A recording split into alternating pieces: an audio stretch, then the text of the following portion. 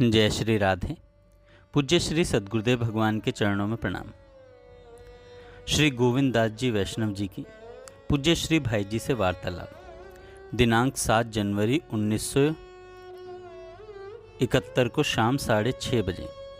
श्री भाई जी अपने कमरे में चारपाई पर लेटे हुए थे। अपने साधन साध्य संबंधी समस्याओं को लेकर श्री वैष्णव जी उनके पास गए। यद्यपि श्री भाई जी का स्वास्थ्य ठीक नहीं था, परंतु अपने विरध से उन्होंने उनकी जिज्ञासाओं का उत्तर दिया। गोविंदास जी ने कहा, भाई जी, आप अद्वैत तत्व को मानते हैं क्या?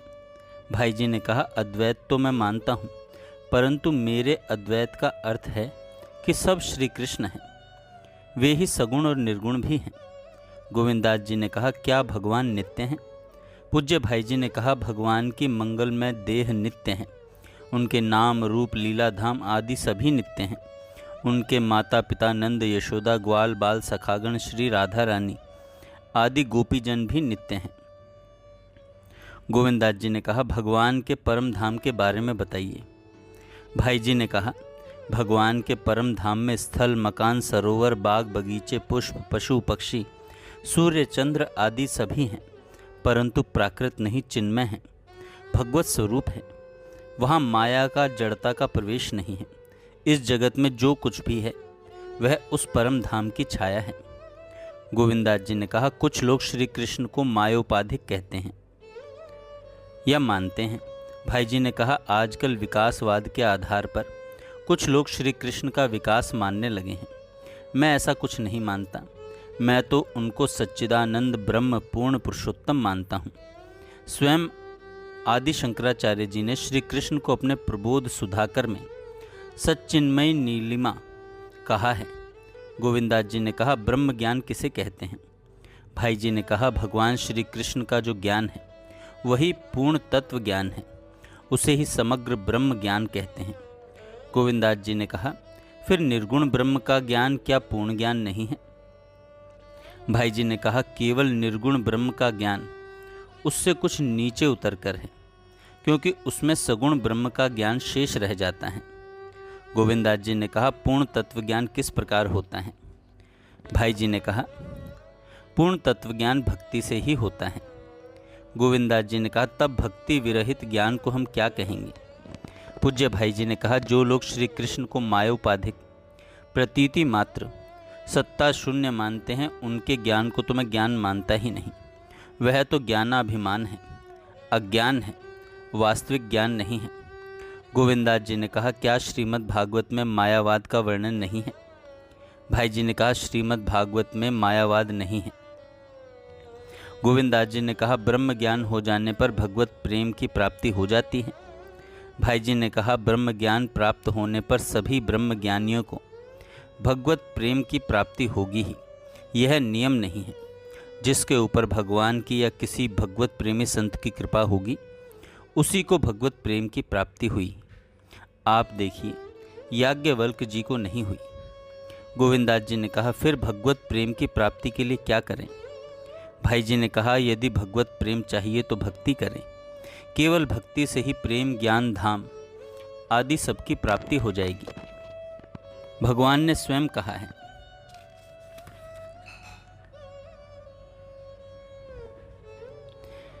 गीता जी के 10वें अध्याय के 11वें श्लोक में, तेषाम नाम से श्लोक है। गोविंदास जी ने कहा, तब क्या भक्त को अद्वैत ज्ञान का साधन नहीं करना चाहिए? भाई जी ने कहा, भक्त के लिए अद्वैत विज्ञान के साधन की कोई आवश्यकता नहीं है। भगवान श्री कृष्ण ने अर्जुन वसुदेव गोपियों तथा उद्धव आदि को ज्ञान दिया था। वह ब्रह्मत्मैक्य ज्ञान नहीं, भगवत तत्व का ज्ञान है, जिसे समग्र ब्रह्म का ज्ञान कहते हैं। भगवान श्री राम ने महाराज दशरथ को भगवत तत्व का ज्ञान कराया था। गोविंदास जी कहते हैं, इसका प्रमाण क्या है? भाई जी ने कहा, इसका स्पष्ट प्रमाण यही है कि सभी भक्तों को अंत में भगवान की प्रेम सेवा मिली, केवल मोक्ष नहीं हुआ। यद्यपि धर्म अर्थ काम मोक्ष ये चारों पुरुषार्थ सामान्य जीवों के लिए हैं। मोक्ष सन्यासी प्रेमियों के लिए प्रेम पंचम पुरुषार्थ है। पंडित श्री गोविंद वल्लभ पंत जी ने भाई जी से क्या वार्ता की, आइए सुनते हैं। गोविंद वल्लभ पंत जी ने कहा, भाई जी आप अपनी लेखनी मुझे देने की कृपा करें। भाई जी ने कहा, हाँ हाँ लीजिए। पंत जी ने कुछ लिखने के बाद, यह पेन हम प्रसाद रूप में ले जाएंगे। भाई जी मुस्कुराते हुए बोले, इसमें भी भला पूछना क्या। पंत जी ने श्री भाई जी को एक कागज़ देते हुए कहा, हम इस पत्र के संबंध में आपसे स्वीकृति लेने आए हैं। पत्र में भारत रत्न की उपाधि प्रदान करने का प्रस्ताव था और श्री भाई जी की स्वीकृति मांगी गई थी। भाई जी ने असहमति व्यक्त करते हुए, यह उपाधि तो मेरे लिए एक व्याधि ही है। आप मेरे सच्चे हितैषी हैं, इस व्याधि से मुझे बचाइए। पंत जी ने कहा, बार बार निवेदन करते हुए, भारत रत्न के प्रस्ताव को आपको स्वीकार कर लेना चाहिए। भाई जी ने कहा, राजेंद्र बाबू के प्रति मेरे मन में बड़ा आदर भाव है, किंतु उनका यह अनुरोध मैं स्वीकार नहीं कर पाऊंगा। यह मेरी भावना के प्रतिकूल है।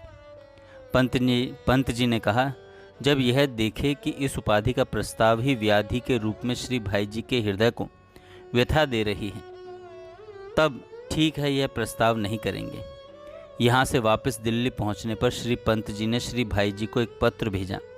उस पत्र में उन्होंने लिखा कि आप इतने महान हैं, इतने ऊंचे महामानव हैं कि भारतवर्ष क्या सारी मानवीय दुनिया को इसके लिए गर्व होना चाहिए। मैं आपके स्वरूप को, महत्व को न समझकर ही आपको भारत रत्न की उपाधि देकर सम्मानित करना चाहता था। आपने इसे स्वीकार नहीं किया, यह बहुत अच्छा किया। आप इस उपाधि से बहुत बहुत ऊंचे स्तर के हैं। मैं तो आपको हृदय से नमस्कार करता हूँ। एक सज्जन से पूज्य भाई जी की वार्तालाप हुई। गोरखपुर में एक विवाह में श्री भाई जी के पारिवारिक संबंध के लड़की वाले लोग आए थे। वे भाई जी से मिलने आए। उन सज्जन ने कहा, भाई जी कल्याण के कितने ग्राहक हैं। भाई जी ने कहा, लगभग 15,000 ग्राहक हैं। सज्जन ने कहा, 90,000 तो इससे आ जाते हैं। सज्जन ने कहा, पुस्तकें कितनी बिकती हैं। भाई जी ने कहा, 5 लाख रुपए की हैं। सज्जन ने कहा, इस तरह 7 लाख का माल बिकता है, तो इसमें आधी कमाई तो होगी ही।